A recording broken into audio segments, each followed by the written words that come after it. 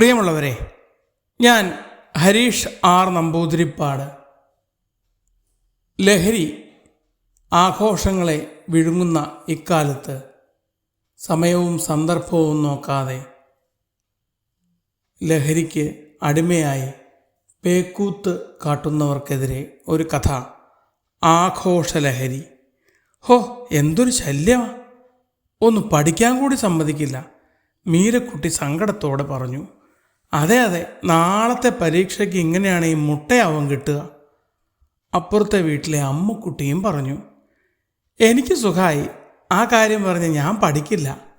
അപ്പുണ്ണിക്ക് രസമായി. ആ ഹൗസിംഗ് കോളനിയിലെ മിക്കവാറും വീടുകളിലെ കുട്ടികൾക്കെല്ലാം പരീക്ഷയാണ്. ചുരുക്കം ചില ചെറുപ്പക്കാർക്കോ ഇതൊന്നും പ്രശ്നമല്ല. പാതിരാത്രിയാണ് അവരുടെ പാട്ടും കൂത്തും ലഹളയും. എന്നും അവർക്ക് ആഘോഷ ലഹരിയാണ്. കുട്ടികൾക്ക് പരീക്ഷക്കാലമായപ്പോൾ അവർക്ക് ആവേശം കൂടുകയാണുണ്ടായത്. മദ്യവും പുകയും മയക്കുമരുന്നും എല്ലാമുണ്ട്. പറഞ്ഞിട്ട് കാര്യമില്ല. സുനന്ദ ചേച്ചി ദേഷ്യം കടിച്ചമർത്തി. ഹൗസിംഗ് കോളനിയിലെ മുതിർന്നവർ മാറി മാറി പറഞ്ഞിട്ടും അവർക്ക് കുലുക്കമുണ്ടായില്ല. ഒടുവിൽ കുട്ടികൾ തന്നെ പ്രശ്നം പരിഹരിക്കാൻ തീരുമാനിച്ചു. കോളനിയുടെ മധ്യത്തിലുള്ള താടിക്കാരൻ ചേട്ടൻ്റെ വീടാണ് പ്രധാന കേന്ദ്രം. എല്ലാവരും ഉറക്കം പിടിക്കുമ്പോഴാവും അവരുടെ ആഘോഷം. അയൽവക്ക ബന്ധം കളയണ്ട എന്ന് പറഞ്ഞ് പോലീസിൽ പരാതി നൽകാൻ ഹൗസിംഗ് സൊസൈറ്റി ഭാരവാഹികൾ മടിച്ചു. ഇന്നേതായാലും കളി മാറും, അപ്പുക്കുട്ടൻ ചിരിയോടെ പറഞ്ഞു. അവർ പല സംഘങ്ങളായി തിരിഞ്ഞ് ആ വീടിന് ചുറ്റുമുള്ള വീടിൻ്റെ ടെറസിൽ കയറി സ്ഥാനം പിടിച്ചു. രാത്രി 12 മണിയായപ്പോൾ പാട്ട് ഉച്ചത്തിൽ വച്ച് നൃത്തവും ലഹളയും തുടങ്ങി.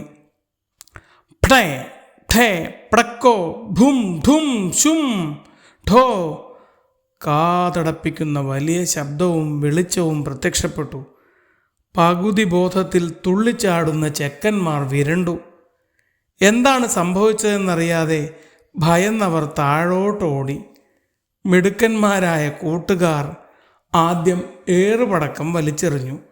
പിന്നെ റോക്കറ്റ്, ഓലപ്പടക്കം, മാലപ്പടക്കം വന്ന് വീണപ്പോഴാണ് അവർ ഭയന്ന് താഴോട്ട് കുതിച്ചത്. എന്താണ് സംഭവമെന്ന് മുതിർന്നവർക്ക് മനസ്സിലായില്ല. അവരിൽ ചിലരുടെ പകുതി മൗനസമ്മതത്തോടെ ചെയ്ത സൂത്രവിദ്യ ഏതായാലും ഏറ്റു. എന്തുപറ്റി? എന്താ ഇവിടെ ലഹള? പ്രായമായ ചിലർ ഒച്ച വച്ചു. ഈസ്റ്ററും വിഷുവും റംസാനും അടുത്തടുത്ത് വരുന്നതിനാൽ ഇത്തവണത്തെ ആഘോഷം നേരത്തെ തുടങ്ങാമെന്ന് കരുതി. കോളനി പ്രസിഡന്റ് പറഞ്ഞു. എങ്കിലും ഈ പാതിരാത്രി തന്നെ വേണമായിരുന്നോ? അമ്മുവിൻ്റെ മുത്തശ്ശൻ ചോദിച്ചു. ആഘോഷത്തിന് മുമ്പേ ചെകുത്താന്മാരെയും ഭൂതപ്രേത പിശാചുക്കളെയും ഓടിക്കാനുള്ള പരിപാടിയാണ്, കോളനി സെക്രട്ടറി പൊട്ടിച്ചിരിച്ചുകൊണ്ട് പറഞ്ഞു. അപ്പോഴും ചുള്ളൻ ചക്കന്മാരുടെ കിതപ്പടങ്ങിയിട്ടുണ്ടായിരുന്നില്ല.